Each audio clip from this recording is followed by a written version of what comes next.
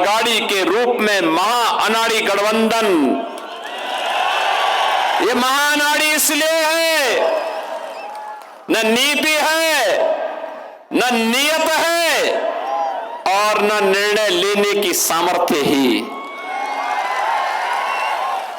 और सनातन पर प्रहार महाविनाश को आमंत्रित करता है। और आपको मैं यही आमंत्रित करने के लिए आया हूं, यही कहने के लिए आया हूं कि बटे थे तो कटे थे,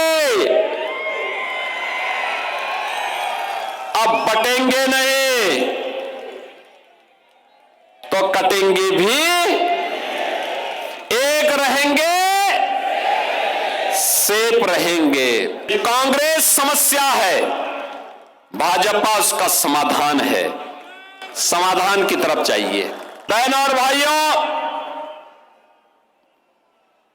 महाराष्ट्र के अंदर यहां पर नई सरकार बनाने के लिए चुनाव चल रहे हैं।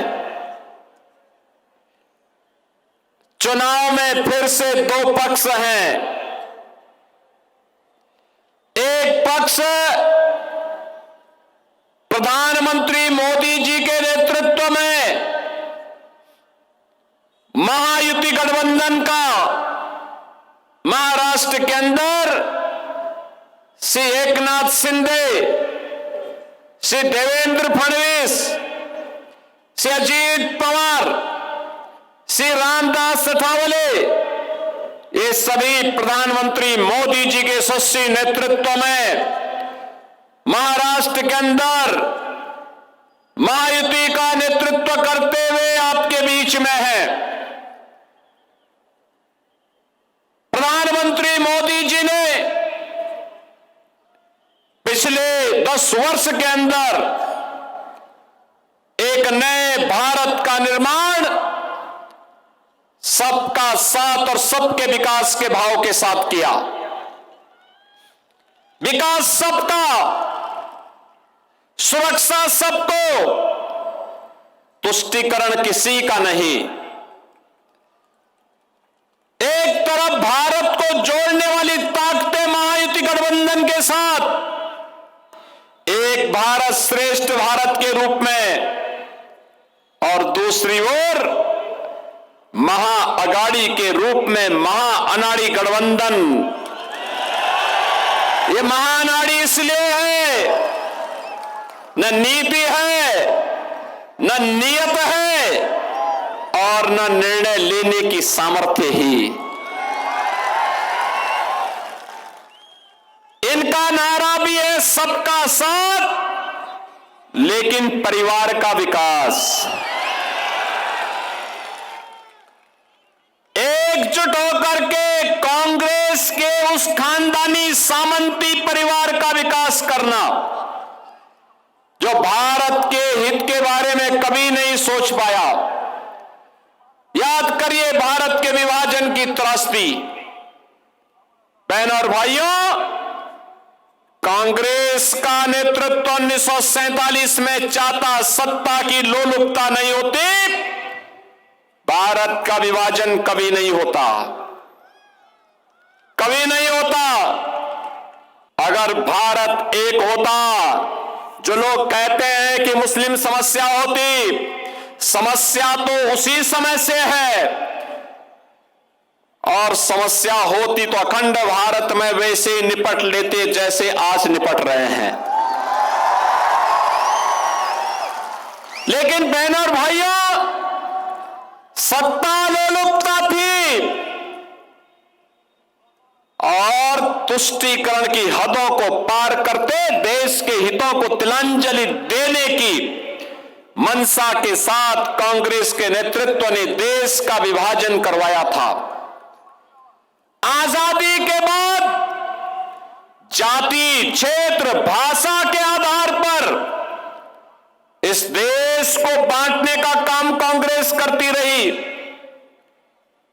महाराष्ट्र के लिए मैं आज इसलिए भी आपसे कहने के लिए आया हूं कि महाराष्ट्र का पूरा राष्ट्र कृतज्ञ भाव से सम्मान करता है। क्योंकि यही महाराष्ट्र है। स्वराज की स्थापना कैसे होनी चाहिए, हिंदवी स्वराज के संस्थापक छत्रपति शिवाजी महाराज ने महाराष्ट्र की धरती से करके दिखाया। एक देश के रूप में अटक से कटक तक भारत को कैसे रहना चाहिए, पेशवा बाजीराव ने इसी धरती से सिखाया।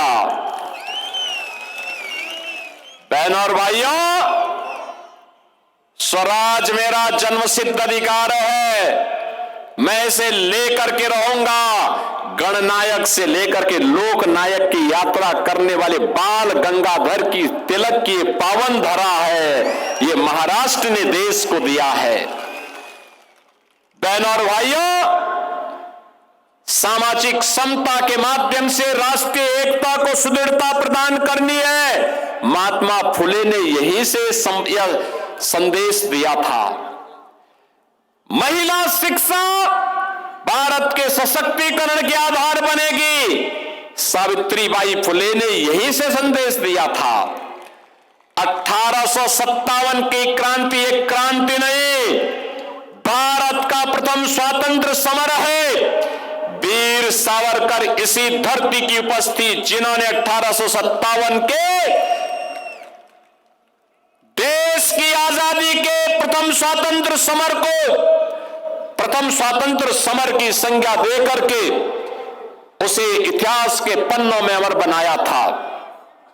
और एक विधान, सब है समान, इस संदेश को देने वाले बाबा साहब भीमराव अंबेडकर इसी पावन धरा से हमें देश को प्राप्त हुए थे।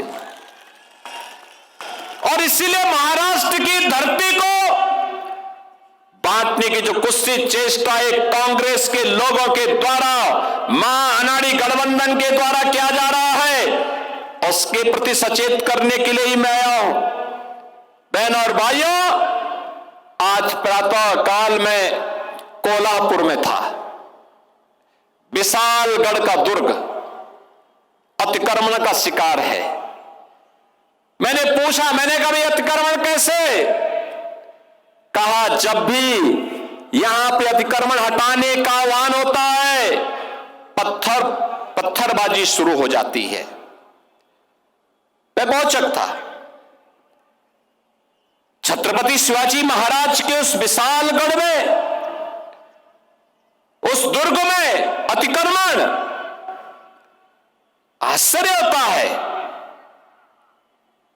छत्रपति शिवाजी महाराज पूरे देश की श्रद्धा के पात्र हैं।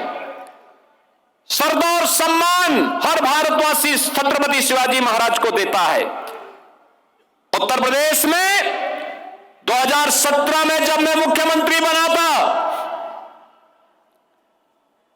तो मैं आगरा जिले में गया था, निरीक्षण कर रहा था। मुझे वहां के ऑफिसर्स ने बताया कि साहब यहां पे एक म्यूजियम बन रहा है। म्यूजियम का नाम पिछली सरकारों ने मुगल म्यूजियम रखा है। मैंने पूछा भाई ये मुगलों का भारत से क्या संबंध है? ये मुगलों का संबंध क्या है भारत से? मुगलों का भारत से संबंध तो बताओ। उन्होंने कहा साहब औरंगजेब और उनके पूरे खानदान के पूरे उसको चित्रित किया जाएगा। मैंने कहा नहीं, उसके खानदान को नहीं चित्रित किया जाएगा। यहां पे राष्ट्र गौरव के प्रतीक इस म्यूजियम का पहले नामकरण होगा छत्रपति शिवाजी महाराज, और फिर भारत के गौरव को इस म्यूजियम में दर्शाया जाएगा। भारत की महिमा को इस म्यूजियम में दर्शाया जाएगा। छत्रपति शिवाजी महाराज की महिमा को इस म्यूजियम में दर्शाया जाएगा।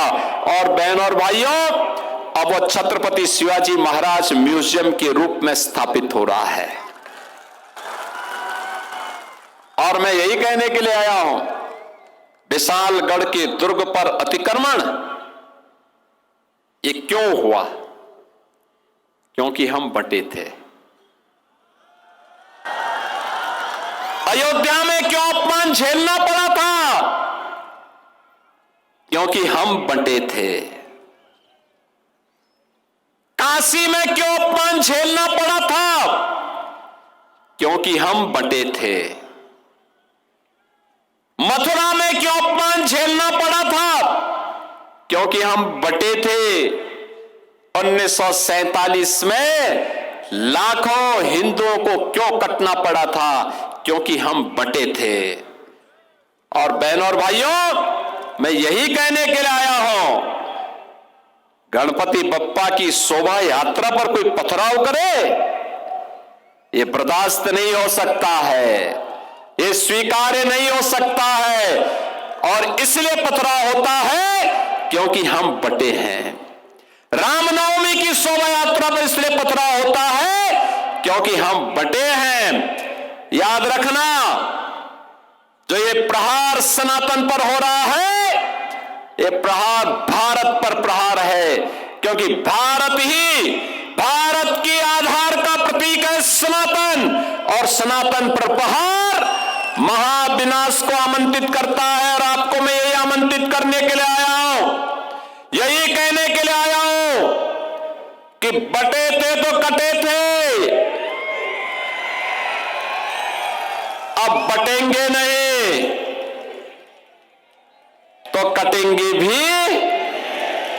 एक रहेंगे सेफ रहेंगे, एक रहेंगे तो सेफ रहेंगे। और इस भाव के साथ आज हमें कार्य करना है। अब नया भारत है, आपने नए भारत को देखा होगा। 2014 के पहले मैं देखता था, जब कांग्रेस नेतृत्व की यूपीए की सरकार थी, बहनों और भाइयों, पाकिस्तान भारत के अंदर घुसपैठ करता था, लगातार घुसपैठ करता था, आतंकी वारदात को जन्म देता था, नए नए घटनाएं घटित होती थी, और हम लोग संसद में आवाज उठाते थे। श्रीरंगप्पा वारणे भी उस समय हमारे साथ संसद में, हम लोग संसद में आवाज उठाते थे, आतंकवाद को रोको। लेकिन आतंकवाद को रोकते नहीं थे, ये लोग कहते थे इन मुद्दों को मत उठाओ, संबंध खराब हो जाएंगे। यानी देश की कीमत पर ये संबंध सुधार रहे थे पाकिस्तान से। बहनों और भाइयों, आज मोदी जी के नेतृत्व में नया भारत अब पाकिस्तान प्रस्त आतंकवादी भारत की सीमा का अतिक्रमण नहीं करता है। उसे मालूम है नया भारत है, छेड़ता नहीं है, लेकिन कोई छेड़ता है तो छोड़ता भी नहीं है, घुस करके मारता है। पाकिस्तान इसीलिए हिला हुआ है। और अब तो 10 वर्ष में पाकिस्तान की हालत यह हो गई है कि कटोरा लेके घूम रहा है, कोई भीख भी नहीं दे रहा है दुनिया के अंदर। बहनों और भाइयों, मैं आपसे कहने के लिए आया हूं, भारत की ताकत को बढ़ाइए। देखना, पहले पाक अधिकृत कश्मीर भारत में आएगा, फिर बलूचिस्तान और पाकिस्तान के अन्य भाग भी भारत के हिस्से बनेंगे। लेकिन यह काम महायुति गठबंधन कर पाएगा। यह कार्य कांग्रेस नेतृत्व नहीं कर सकता, क्योंकि ये तो बांटने की राजनीति करते हैं। इन्होंने अयोध्या में अपमान करवाया था, कहते थे राम हुए ही नहीं, कृष्ण हुए ही नहीं। आज आप जाइए अयोध्या, दुनिया की सुंदरतम नगरी में से एक बन रही है। 500 वर्षों के बाद 500 वर्षों के बाद अयोध्या में फिर से रामलला विराजमान हो गए हैं। बहनों और भाइयों, 500 वर्षों के बाद अयोध्या में रामलला का विराजमान होना, आज तो देखो हर भारतवासी को गौरवान्वित करता है। आपने अयोध्या का दीपोत्सव देखा होगा। अभी परसों काशी काशी का देव दीपावली देखा होगा, कितनी भव्यता थी, कितनी दिव्यता थी। और मैं वही कहने के लिए आया हूं कि डबल इंजन की जब भाजपा की सरकार बनी, 500 वर्षों की समस्या का समाधान मात्र 2 वर्ष में करके दिखा दिया, मात्र 2 वर्ष में। ये कांग्रेस समस्या है, भाजपा उसका समाधान है। समाधान की तरफ जाइए। और आप तो सौभाग्यशाली हैं जो यहां पर अभी महेश दादा लांगे कह रहे थे कि गौ हत्या पूरी तरह बंद होनी चाहिए। यह काम केवल महायुति गठबंधन की सरकार ही कर सकती है।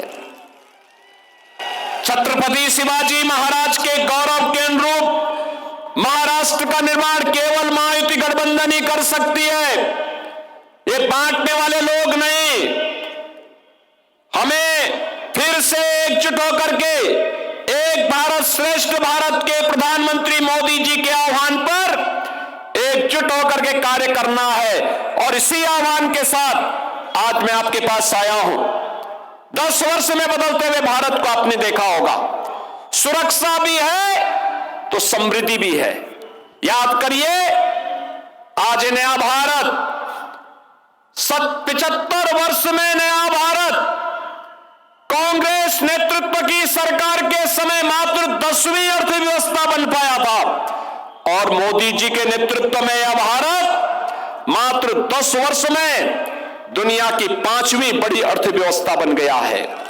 और अगले 3 वर्ष में भारत दुनिया की 3री बड़ी अर्थव्यवस्था बनेगा। वर्ल्ड क्लास इंफ्रास्ट्रक्चर, हाईवे के रूप में, रेलवे के रूप में, मेट्रो के रूप में, IIT, IIM, air connectivity, 1 district 1 medical college, हर घर नल की योजना, ये सब भी प्रभावी ढंग से क्रियान्वित हो रही है।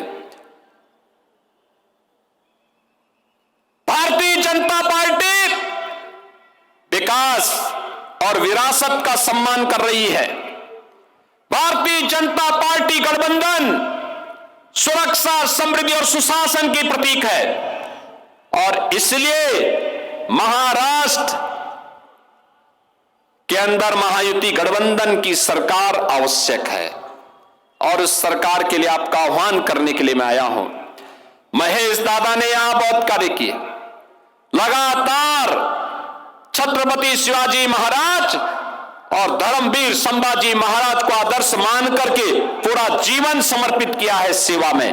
और उसी सेवा के प्रति उन्हें सम्मान देने के लिए आज मैं सीधे लखनऊ से आपके बीच आया हूं। आप बहनों और भाइयों, श्री महेश दादा लांगे को आप विजयी बना के भेजेंगे। 20 नवंबर को होने वाले चुनाव में विजयी बना के भेजेंगे। जहां तक मेरी आवाज जा रही है, आप लोग मुझे बताओ, आश्वस्त करो, दोनों हाथ ला करके, दोनों हाथ ला करके आश्वस्त करो। आप में से कितने लोग, एक बार थोड़ा हाथ नीचे करना, कितने लोग अयोध्या गए रामलला के विराजमान होने के बाद?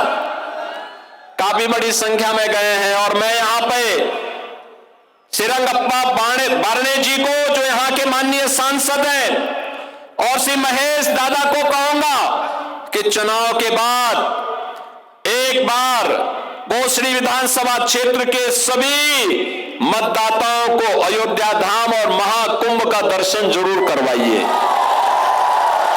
एक बार वहां लेकर के आइए। 2025 में प्रयागराज में महाकुंभ का आयोजन होने जा रहा है। दुनिया का सबसे बड़ा सनातन धर्म का, संतों का भी और भक्तों का भी समागम होगा।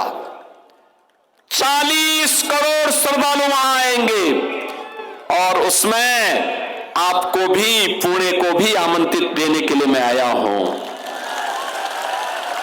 आप लोग भी पधारें। और इसलिए मेरी आप सबसे विनती है, 20 नवंबर को महेश दादा लांगे को कमल चुनाव चिन्ह पर भारी बहुमत से विजयी बना के भेजना है।